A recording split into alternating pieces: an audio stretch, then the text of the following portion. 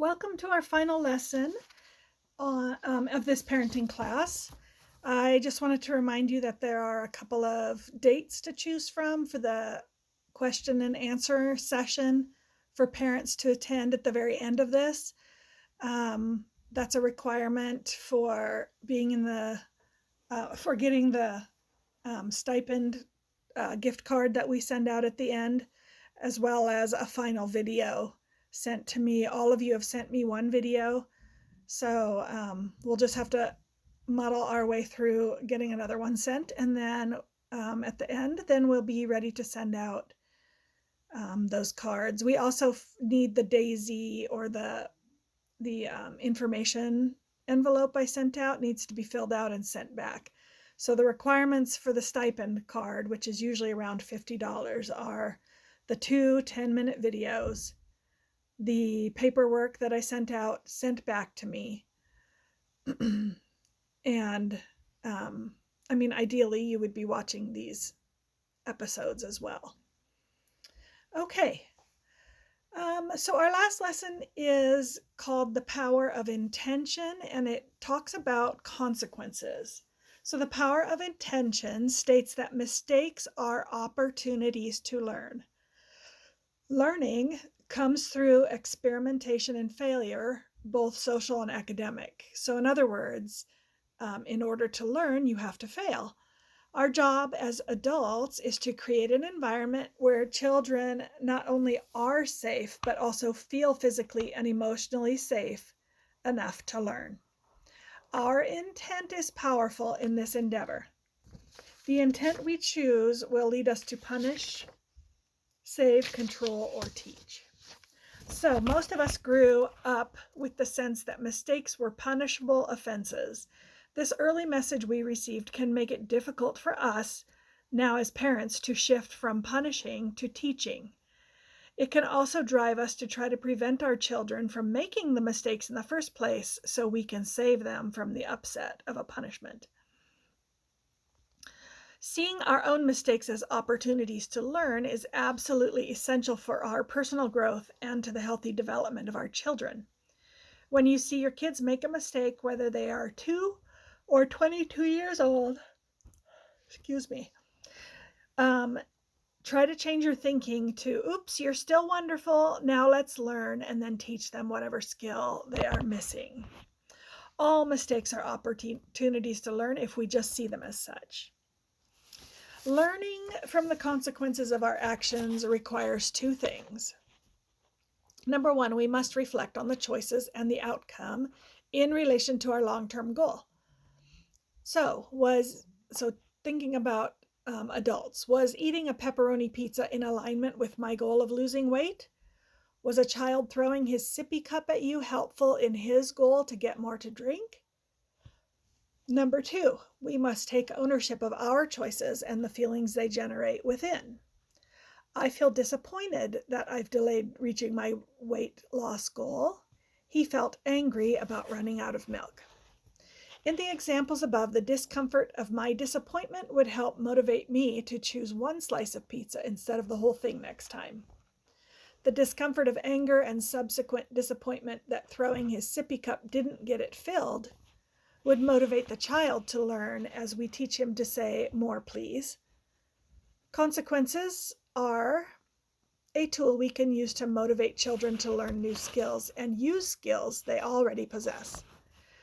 It can be difficult to watch your child be uncomfortable due to the results of their own choices. But this comfort, when coupled with our empathy, can help them manage their emotions. It's essential to the learning process. In conscious discipline, we use 3 basic types of consequences: natural, logical, and imposed. Natural consequences are the impact of our action or lack of action. The consequences of dropping a glass on a tile floor is that the glass breaks. Natural consequences are the most powerful tools for learning a new behavior, so allow them to happen whenever it is safe. We're not advocating letting a child play in a busy parking lot to learn what happens the hard way. That would be unsafe. We are talking about letting children try and fail in a physically and emotionally safe environment so they can learn from their mistakes. Our job is to follow with empathy and problem solving, not to prevent, save, or belittle. For example, the natural consequence of a child who insists on wearing dressy shoes to the playground might be the discomfort of mulch in her shoes and a limited ability to play. A child who repeatedly throws a toy down the stairs might experience this disappointment of breaking that toy. Take a deep breath with me now, because this is hard for some of us, but completely essential. Our job in situations like these isn't to prevent our child's discomfort. The discomfort is what motivates them to do it differently next time. Our job is to wait for that discomfort to surface and be prepared with empathy first, and then some joint problem solving. Okay, that was the natural consequences. On to logical consequences. Natural consequences are the most powerful and effective consequences we can use. Use them whenever it is possible. When it's not possible to rely on a natural consequence, we may want to use a logical consequence. Logical consequences only work with children who have shown repeatedly that they know how to do the desired behavior and who feel connected. Children who don't have a firm grip on the skill or who feel disconnected will not respond well to logical consequences. In fact, logical consequences may worsen those situations. So what are they? Logical consequences are ineffective. Oh, I'm sorry, I just read that. So I'm going to let Dr. Becky tell you more about logical consequences and show you her video at the end of this lesson. But before giving logical consequences, check in on your relationship. Are you feeling connected or distant? Is the relationship damaged? The children's desire to cooperate will also be damaged then. If you feel disconnected, work to repair your relationship first. Next, check to see if children know the expected behavior. Remember the 2,000 times benchmark for how to learn a new skill. A lot of times the younger children will not have had enough time to practice skills. Like even 5-year-olds may not have had 2,000 tries of practicing. Okay, so logical consequences require us to, number one, clearly and assertively set up the logical consequence ahead of time. Ask the child to repeat back what will happen. So you would say, what will happen if you blank again? And then use the 3 R's and the big E of logical consequences. That's the acronym for today, RRRE. The first R stands for related. The consequence is related to the child's behavior. If the goal is to keep blocks off the floor, then a related consequence would be for the blocks to be off limits for a period of time, not for the child to lose dessert. So make sure your consequence is related to the behavior. The second R is respectful. The consequence is respectful in terms of the consequence itself and the way it's delivered.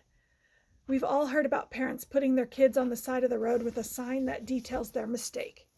Is this a respectful consequence? What about a consequence that is yelled at a child? The third R, reasonable. The consequence is reasonable, meaning it is something the child can do, and it makes sense in terms of severity and duration. I often hear things like, give it to me now or you'll never play a game on my phone again. If we know that the next time that child wants to play a game and that parent wants a minute of quiet, that phone will come back into play, that's an empty threat. And empty threats undermine our purpose, as do overly harsh consequences. Oops, sorry. That's the video for later. Okay, and then the big E is empathy. When children blow it, and they will blow it, be ready for that. You must follow through on the consequence with an ample dose of empathy. Consequences followed by empathy will result in reflection, ownership of the action, and change.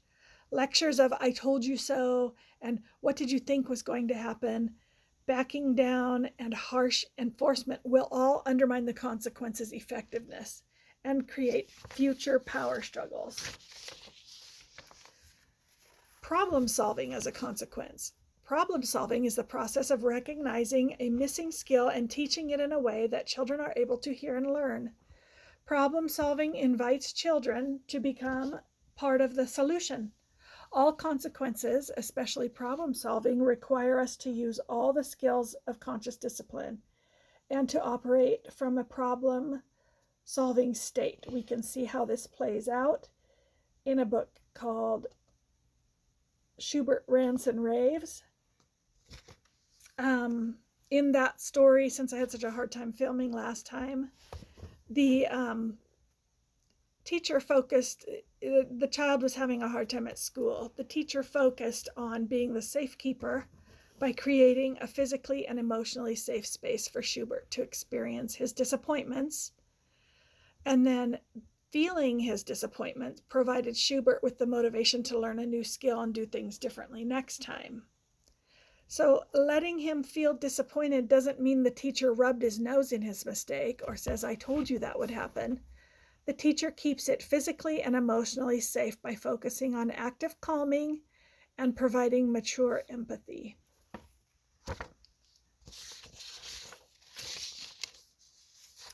So when we're in those high stress situations, it's time to start choosing those deep belly breaths over the threats, punishments, and screaming matches. Children are going to melt down. Our primary job as their safekeepers is to not melt down with them.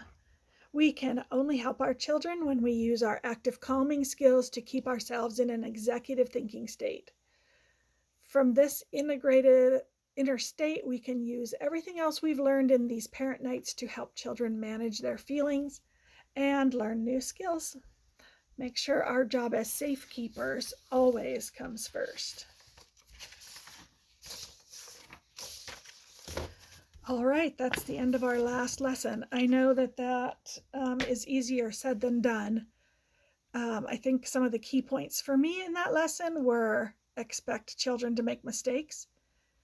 And even when you've spent time teaching one day, expect them to make the same mistake the next day, because that will only be the first repetition for them of learning a new way.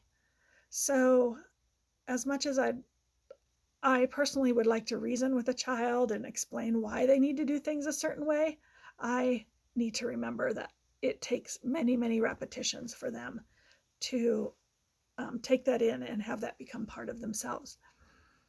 Okay, thanks for coming. I'll be sending out an email asking about what date you would like to be on the Zoom call for the question and answer. And so I'll wait to hear back from all of you. Thank you.